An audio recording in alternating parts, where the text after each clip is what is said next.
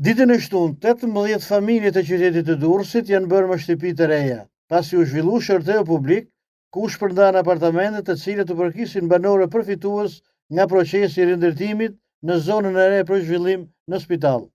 Shërteu publik i hapur dhe transparent u zhvillua në prani të familjeve përfituese dhe komisionit të posaçëm. Tashmë këto familje do të jetojnë në banesa të sigurta, moderne dhe me standarde bashkëkohore.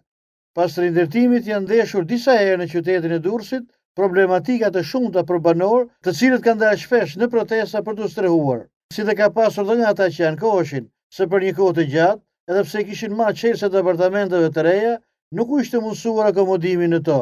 Si dhe shumë të tjerë për faktin se nuk ishin dhënë bonuset për të paguar qerat e banesave ku ishin strehuar pas rënies së tërmetit të 26 nëntorit 2019.